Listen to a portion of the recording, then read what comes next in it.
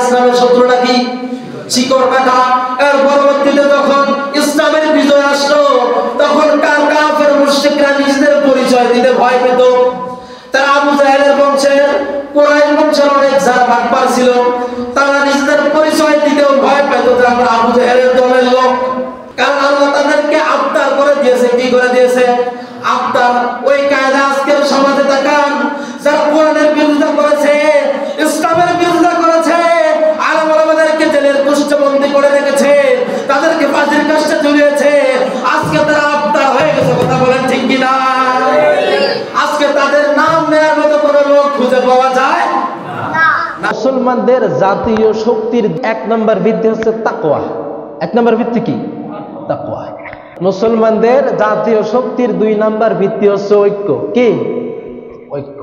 আল্লাহ রাব্বুল আলামিন বলেন, ইয়া আইয়ুহাল্লাযীনা আমানুত্তাকুল্লাহা হাক্কা তুকাতিহি ওয়া লা তামুতুন্না ইল্লা ওয়া আনতুম মুসলিমুন ওয়া'তাসিমু বিহাবলিল্লাহি জামিআন ওয়া লা তাফাররাকু ইলা আখিরিল আয়াত। আমার ভাইরা লক্ষ্য করেন, আল্লাহ রাব্বুল আলামিন এখানে মুসলমানদের ঐক্যের জাতীয় শক্তির দুইটা ভিত্তি উল্লেখ করেছেন। কয়টা? তাফসিরে মাআরিফুল কোরআনে মুফতি মুহাম্মদ শফি রাহমাতুল্লাহি আলাইহি বলেছেন, আল্লাহ রাব্বুল আলামিন এখানে মুসলমানদের ঐক্যের দুইটা ভিত্তি উল্লেখ করেছেন। এক নম্বর হচ্ছে তাকওয়া। এক নম্বর কি? এই তাকওয়াটা কি? আল্লাহ রাব্বুল আলামিন বলেন, ইয়া আইয়ুহাল্লাযীনা আমানু, ও হে যারা ঈমান এনেছো। এখানে আল্লাহ রাব্বুল আলামিন আপনাকে কিন্তু মুমিন হিসেবে স্বীকৃতি দেয় নাই, আপনাকে বলেছে যারা ঈমান এনেছো।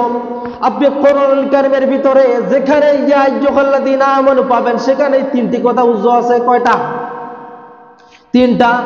এক নম্বরে এই আমানু এর পরবর্তী কথাগুলো হচ্ছে আদেশ সূচক। কি সূচক?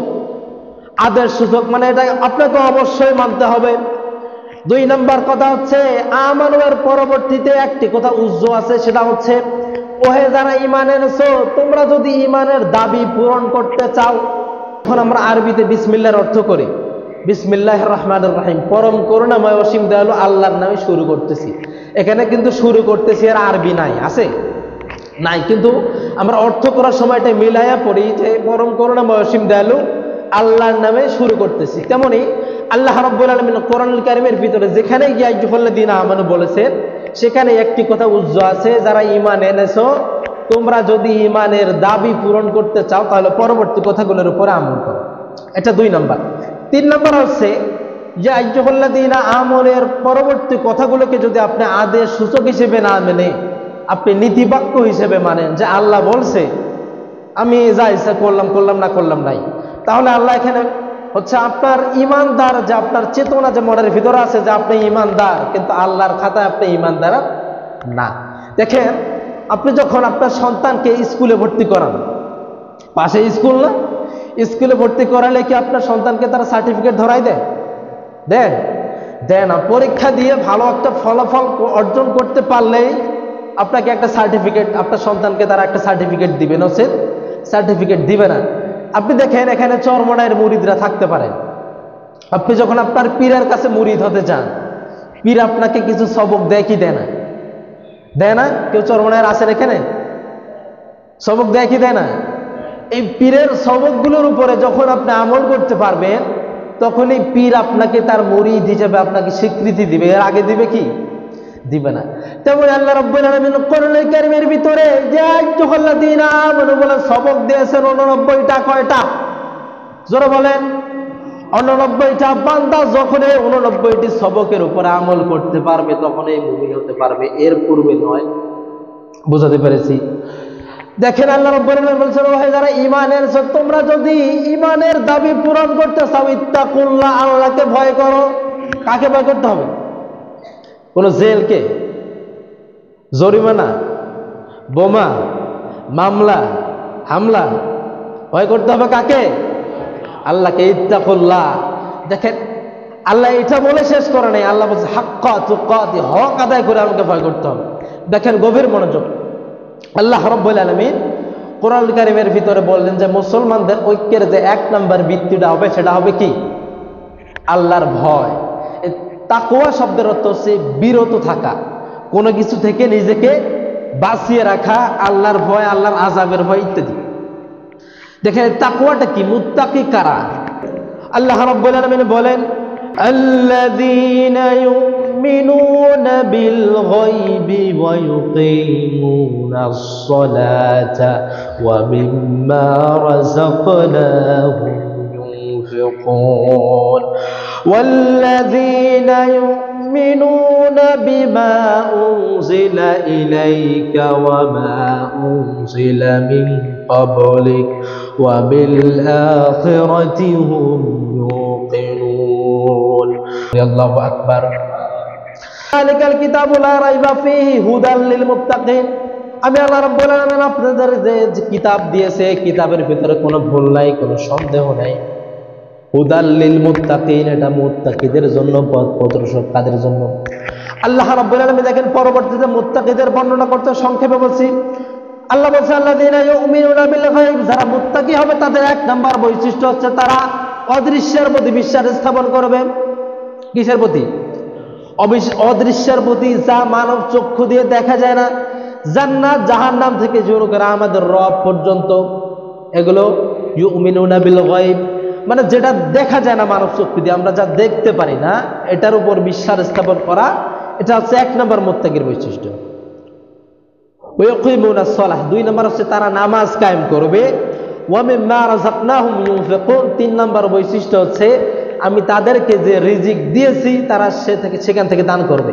আমি আর এ ব্যাপারে বিস্তারিত এখানে আলোচনা করছি জন্য আমি জাস্ট অনুবাদ করে যাচ্ছি।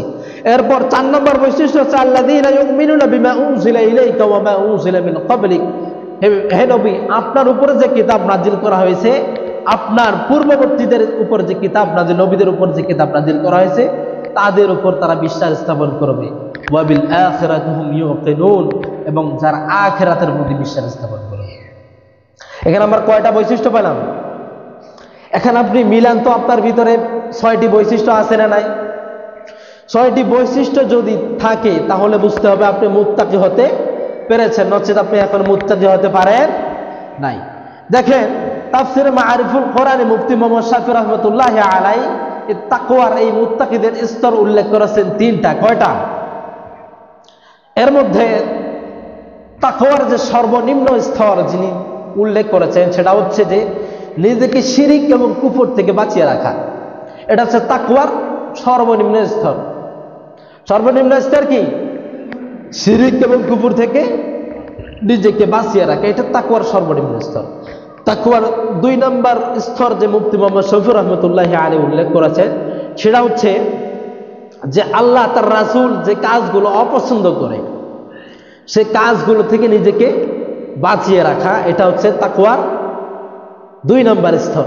তাকওয়ার 3 নম্বর স্তর যেটা তিনি উল্লেখ করেছেন সেটা হচ্ছে যে রাসূলদের যে তাকওয়াটা ছিল, তারা যে তাকওয়ার অনুসারী, সেই তাকওয়াটাই হচ্ছে তাকওয়ার 3 নম্বর স্তর। এক কথায় তাদের অন্তরে আল্লাহর ভয় ব্যতীত তারা আর কোনো তাগুত শক্তিকে ভয় পাবে না। এটা হচ্ছে তাকওয়ার সর্বোচ্চ স্তর।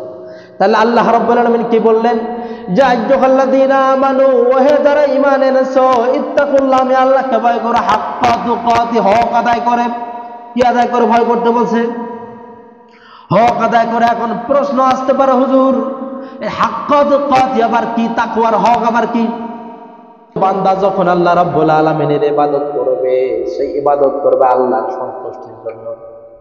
কার সন্তুষ্টির জন্য? আল্লাহর সঙ্গে প্রত্যেক কাজ হবে, সে প্রত্যেক কাজ করবে আল্লাহর অনুগত্যের জন্য। সে প্রত্যেক কাজ থেকে বিরত থাকবে, সে আল্লাহ রাব্বুল আলামিনের অনুগত্যের জন্যই। বুঝাতে পেরেছি? সে সর্বদা আল্লাহ রাব্বুল আলামিনের জিকির করবে, আল্লাহ রাব্বুল আলামিনের শুকর গুজার করবে, কখনো অকৃতজ্ঞ হবে না।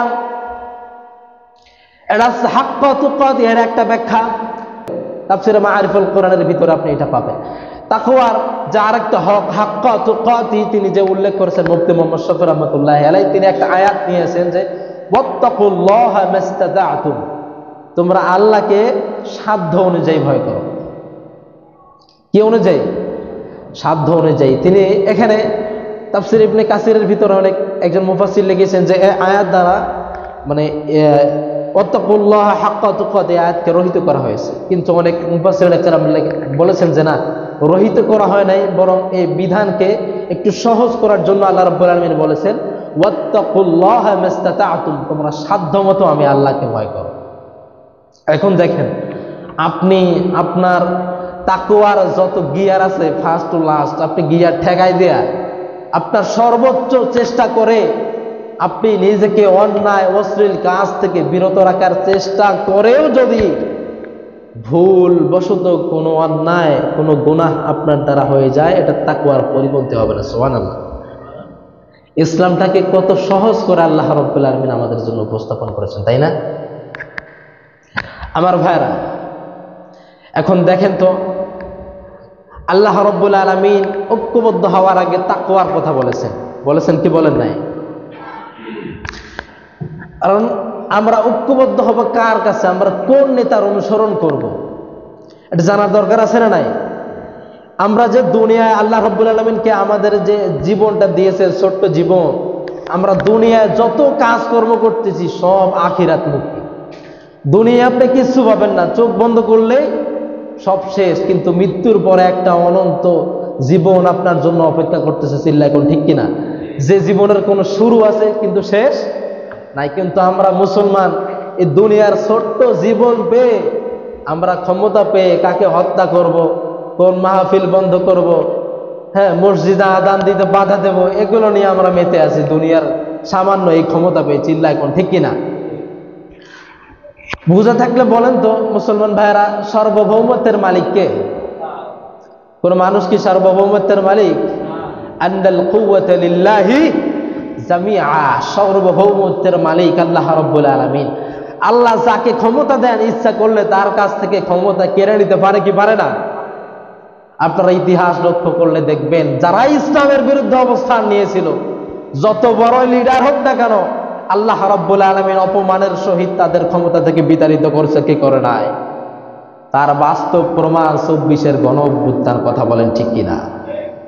আপনি দেখেন, তারা এমন ভাবে দেশ থেকে পলায়ন করেছে, পরবর্তীতে তাদের নামটা যে নিবে এমন লোক খুঁজে পাওয়া যায়।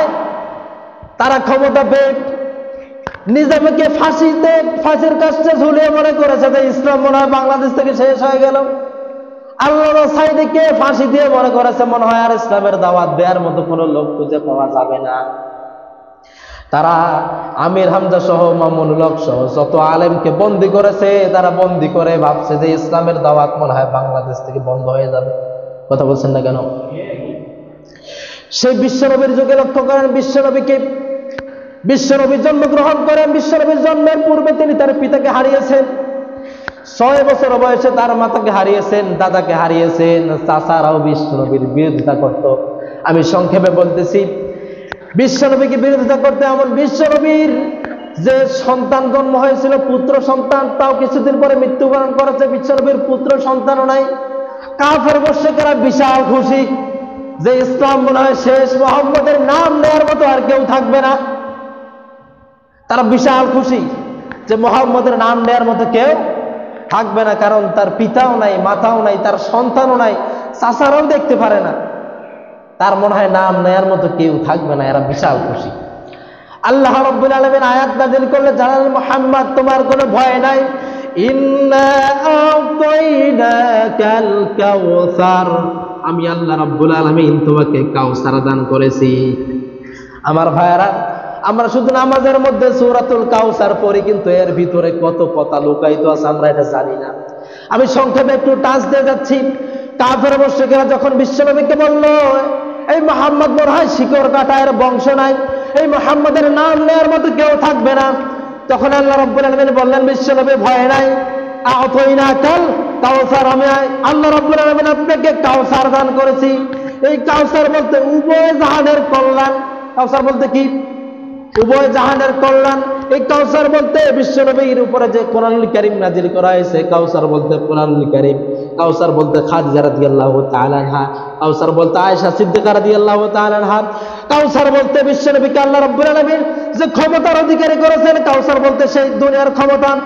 এই কাউসার বলতে বিশ্বনবীর সাহাবায়ে কেরাম থেকে শুরু করে আজ পর্যন্ত যত উম্মত বিশ্বনবীর পক্ষে কথা বলতেছে, কাজ করতেছে, তার সুন্নত অনুসরণ করে চলতেছে, সব কাউসারের অন্তর্ভুক্ত।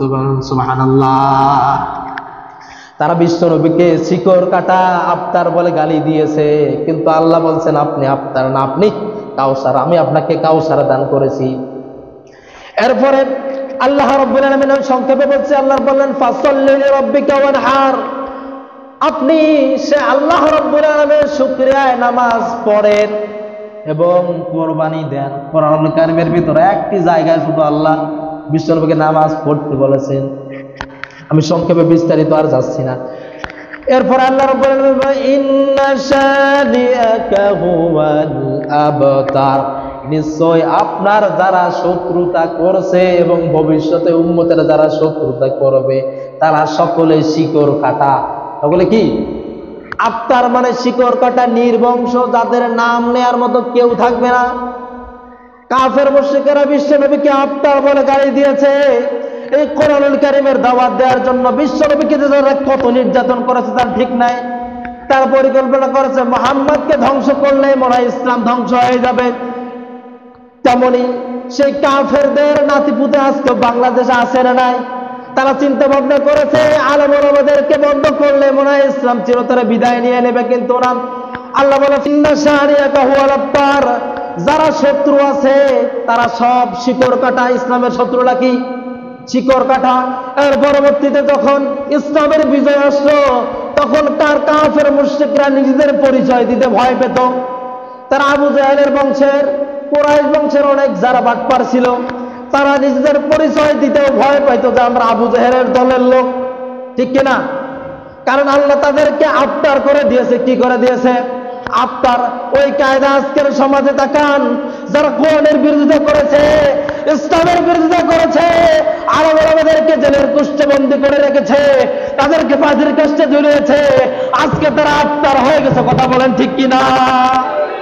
আজকে তাদের নাম নেওয়ার মতো কোনো লোক খুঁজে পাওয়া যায় না। কিন্তু অবনব কায়দায় কিছু মুনাফিকের দেখা বর্তমান সমাজে পাওয়া যাচ্ছে কি যাচ্ছে না? আপনি 1 তারিখের, আমি কোন দলকে কটাক্ষ করছি না, এক মুসলমান অপর মুসলমানের ভাই, আমার আয়াতের বিষয় যেহেতু ঐক্য, আমি আপনাকে বাঁচানোর জন্য বলছি। আপনি কালিমা পড়েছেন, আপনি আমার ভাই, কথা বলেন না কেন? আমার একজন মুসলমানের যেহেতু আয়না স্বরূপ, আমি চাই না কিয়ামতের দিন আপনি আসামের কাঠ গড়ায় দাঁড়ান। এজন্য আপনাকে বাঁচানোর জন্য আমি বলতেছি। দেখেন 1 তারিখের ঘটনা দেখেন, তারা তাদের সংবাদ সম্মেলন করলো, ভালো কথা। মসজিদে আজান দেয়া যাবে না, এটা কেমন কথা বলেন তো? আপনারা নিউজ দেখেন নাই? এগুলো বাড়াবাড়ি না ভাই? আপনারা করেন না, অন্তত আজানটা মাইকে দিলে সমস্যা হতো না তো? হতো? আচ্ছা বোরখা বলেন তো, এই যে বোরখা হিজাব, এটা কি ইসলামের বিরুদ্ধে কোনো কাজ না, ইসলামের পক্ষের কাজ? বলেন তো, এই হুকুমটা কার? আল্লাহর। এই যারা আল্লাহর হুকুম মানে না, যারা আল্লাহর বিধানের অস্বীকার করে, আল্লাহ রাব্বুল আলামিন তাদের কাফের বলে ঘোষণা দিয়েছেন। কি ঘোষণা দিয়েছেন? তারা কি? কাফের। এবং তাদের জানাজা দেওয়াও জায়েজ নাই। আল্লাহ রাব্বুল আলামিন তাদের জন্য দোয়া করতে নিষেধ করেছেন। কতটা ভয়াবহ আপনি একবার লক্ষ্য করতে পারছেন? আমি আপনার বিরোধিতা করছি না, আপনি একটু বোঝার চেষ্টা করেন। ক্ষমতা আল্লাহ একদিন আপনাকে দিছে, আল্লাহ ক্ষমতা কেড়ে নেবে, আপনার ক্ষমতা চিরজীবন থাকবে না। কিন্তু আপনি আপনার ক্ষমতা পেয়ে ক্ষমতার এমন ভাবে অপব্যবহার করবেন না যেন মানুষরা পরবর্তীতে আপনাকে গালি দেয়। কথা বলেন না কেন? এজন্য ভাইরা, দুনিয়ার জমিনে আপনি তো নেতা মানবেন, আপনি দুনিয়াকে যাকে ভালোবাসবেন, কিয়ামতের দিন আল্লাহ তার সাথে আপনাকে উঠাবে। কথা বুঝাতে পারছি? ইয়া আইয়ুহাল্লাযীনা আমানুত্তাকুল্লাহা হাক্কা তুকাতিহি। এরপরে আল্লাহ বলেছে ওয়ালা তামুতুন্না ইল্লা ওয়া আনতুম মুসলিমুন, মুসলমান না হয়ে মৃত্যুবরণ করো না। এখানে মুফাসসিরিনে কেরাম লিখেছেন, আপনি দুনিয়ার জীবনটা যদি ইসলামের উপর পরিচালিত করেন তাহলে কিয়ামতের দিন আপনি সেই ঈমানদার অবস্থায় মৃত্যুবরণ করবেন, কিয়ামতে ঈমানদার অবস্থা আল্লাহর কাছে উঠবেন। কথা বুঝাতে পারছি? কিন্তু আপনি দুনিয়ার সামান্য জীবন পেয়ে যদি আপনি আল্লাহর আইনকে যদি বিধানগুলি দেখে নিজের মন করা মতো বাদ দিয়ে যদি আপনি সমাজ পরিচালনা করতে চান, আর আপনার যত অনুসারী আছে সবগুলো আপনাকে অনুসরণ যদি করে, কিয়ামতে আপনি যে নেতার অনুসরণ করে দুনিয়াতে চলবেন, কিয়ামতেও তার সাথে আল্লাহ রাব্বুল আলামিন আপনাকে উঠাবেন। আল্লাহ রাব্বুল আলামিন বলেন, ইয়াউমা নাদউ কুল্লা উনাসিম বিইমামিহিম। আল্লাহ রাব্বুল আলামিন প্রতিজন লোককে তার নেতা সহকারে কিয়ামতে ডাকবেন। কাকে সহকারে? আপনি দেখেন দুনিয়ায় যাকে নেতা মানবেন, সেই নেতা যদি কোরআন সুন্নাহ অনুযায়ী জীবন পরিচালনা করে, সেই নেতাকে, যে নেতা আপনাকে জান্নাত পর্যন্ত নিয়ে যাবে। আর আপনি যদি দুনিয়ার জমিনে এমন নেতার অনুসরণ করেন যে নেতা মানুষের কি করে?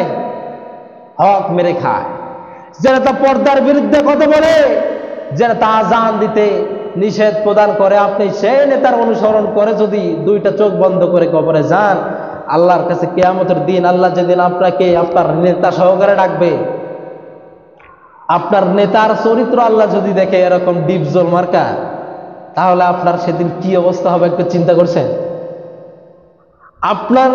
আপনার দিকে আল্লাহর তাকানোর সময় থাকবে না, কারণ আপনি দুনিয়ার জমিনে তাকে অনুসরণ করেছেন। আল্লাহ জানে নেতার চরিত্র যেমন, মুরিদেরও চরিত্র যেমন। নেতা দেখে আপনি বিনা হিসেবে জাহান্নামে। আপনারা জাহান্নামে যেতে চান? কারা কারা জাহান্নামে যেতে চান? দুহাত তুলেন তবে। জাহান্নামে যেতে চান কারা কারা? যেতে চান না। এজন্য জান্নাতে যদি যেতে চান, দুনিয়ার জমিনে আপনাকে সেভাবেই চলতে হবে। কারণ আপনি আপনার এই দুনিয়ার জীবনটা যেভাবে পরিচালিত করবেন, আপনার মৃত্যু সেভাবেই হবে। কিয়ামতের দিন আপনি আল্লাহর কাছে সেভাবে উঠবেন, ঠিক কিনা? এজন্য আমাদের মৃত্যুর জন্য প্রস্তুতি নেওয়ার দরকার আছে না নাই? এজন্য আপনি যখন নেতা নির্বাচন করবেন, নেতা নির্বাচনটা হতে হবে কোরআনের ভিত্তিতে। আমরা ভোট দেই কি দেই না? ভোট দেই না? ইসলামের দৃষ্টিতে ভোট কি জানেন? তিনটি জিনিসের সমন্বয় হচ্ছে ভোট। কয়টা? একটা হচ্ছে আপনি যাকে ভোট দিলেন, আপনি যাকে নেতা বানালেন। ভাই সময় আছে? কয়টায় নাম আছে? হ্যাঁ, 30-এ নামাজ। আচ্ছা, একটু বলুন। দেখেন এই ভোটটা সাধারণ আপনার দুনিয়ার বিষয় নয়, এটা আখিরাতের সদকায়ে জারিয়ার মতো এটি কাজ করে। আপনি এমন একজন নেতাকে নেতা বানালেন, যে নেতা নির্বাচিত হওয়ার পর সমাজে সুদ চালু করলো, ঘুষ চালু করলো, অন্যায়ভাবে আপনাদের সম্পদ যে নেতা মেরে খেলো, আপনার নির্বাচিত সেই নেতা, আপনি যদি নেতাকে নির্বাচন করে মরেও যান, কবরের ভিতরেও চলে যান, আপনার বিকাশ অ্যাকাউন্ট ক্রিয়েট হয়ে যাবে। আর নেতা যত সওয়াব করবে তত সওয়াবের ভাগিদার আপনি হবেন, আর যত পাপ করবে সব পাপের সমান ভাগিদার আপনি কবর থেকে পেয়ে যাবেন অটোমেটিক। আমার কথা না, দেখেন আপনি যে নির্বাচন করেন, ভোট করেন, ভোট যে দিবেন, এই ভোটটা আপনি যাকে দিচ্ছেন, আপনি তাকে সাক্ষ্য দিচ্ছেন যে এই লোকটা সৎ চরিত্রবান। কথা বলছেন না কেন? এই ভোট মানে 1 নম্বর হচ্ছে সাক্ষ্য দেয়া। আপনি সাক্ষ্য দিচ্ছেন ওই নেতা ভালো, ওই নেতার চরিত্র ভালো, ওই নেতা কোরআন মানবে, সুন্নাহ মানবে, ওই নেতা গরিবের হক, রাস্তা কালভার্ট ব্রিজ পেটের ভিতর ঢুকাবে না। এই বিশ্বাস করে তো নির্বাচন করেন নাকি? আমাদের সমাজে দেখা যায়, আমাদের বাপ দাদার মধ্যে যদি কেউ নির্বাচনে দাঁড়ায়, তার চরিত্র যদি আমি নাই বললাম একবারে নিকৃষ্ট হয়, তারপরও আমরা তাকে ভোট দিই, তার ভোট ক্যানভাস করি, আছে না নাই? কিন্তু দেখেন ভাইরা, আমি হাতে পায়ে ধরে বলতেছি, এই ভোটটা সাধারণ কোনো বিষয় নয়। আপনি যাকে তাকে সাক্ষ্য দিলে কিয়ামতের দিন আল্লাহর কাছে ধরা খাবেন, যদি সে আপনার পিতাও হয়। আল্লাহ রাব্বুল আলামিন বলেন, হে মুমিনরা, তোমরা ন্যায়ের উপর সুপ্রতিষ্ঠিত থাকবে আল্লাহর জন্য সাক্ষী রূপে, যদিও তা তোমাদের নিজের পিতামাতা কিংবা আত্মীয় স্বজনের মধ্যে কেউ হয়। তাহলে সাক্ষ্য দিতে হবে এমন লোককে যাকে সাক্ষ্য দিলেন, আপনি আল্লাহর বিধানকে সাক্ষ্য দিলেন। সাক্ষ্য ভোট দেবেন এমন লোককে, যেই লোককে ভোট দিলে যেই লোক ইসলাম প্রতিষ্ঠা করবে, আল্লাহর বিধানকে প্রতিষ্ঠা করবে। 2 নাম্বার ভোট দেওয়ার মানে হচ্ছে আপনি তাকে সুপারিশ করলেন, সেই লোকটা ভালো। কথা বলছেন না কেন? আমি আর বিস্তারিত বলছি না। 2 নাম্বার হচ্ছে সুপারিশ করলেন তাকে, যে লোকটা ভালো। আপনার সুপারিশে সে নির্বাচিত হলে সে যতটুকু সওয়াব করবে তার সমান অংশ আপনি আপনার আমলনামায় পাবেন। এই নেতা নির্বাচিত হওয়ার পরে যতটুকু অন্যায় অশ্লীল কাজ সমাজে চালু করবে, এর সমান গুনাহ আপনি আপনার আমলনামায় পাবেন। যদি আপনি মরেও যান, আপনার মরার পরে যতদিন এই নেতা প্রতিষ্ঠিত থাকবে আপনার ভোটে, ততদিনের পাপ আপনি কবরে সমান পেতেই থাকবেন।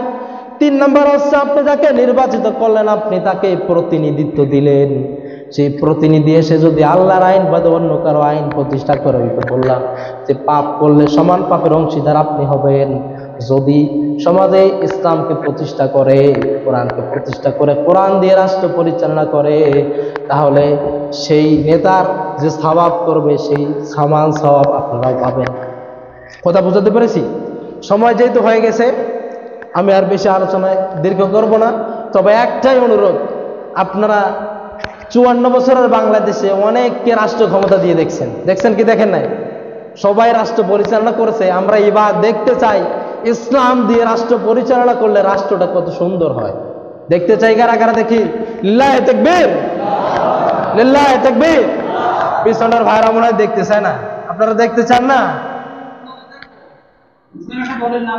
দলের নাম বলার দরকার নেই। আপনি আপনার চিন্তা দিয়ে, বিবেক দিয়ে আপনি দেখবেন, বিশ্লেষণ করে প্রতি যুগে যে দলটা নির্যাতিত, নিপীড়িত, আপনি যাকে ভোট দিলে আপনি বিবেক দিয়ে মনে করবেন যে ইসলাম প্রতিষ্ঠিত হওয়ার সম্ভাবনা আছে, আপনি সেই দলটাকে ভোট দিবেন। এটা জামাত হতে পারে, চরমনাই হতে পারে, যে কোনো দল হতে পারে। আপনার কাছে যাকে মনে হবে যে যাকে ভোট দিলে ইসলাম প্রতিষ্ঠা হওয়ার, আমার সমাজটা সুন্দর হওয়ার সম্ভাবনা আছে, আপনি তাকেই দিন।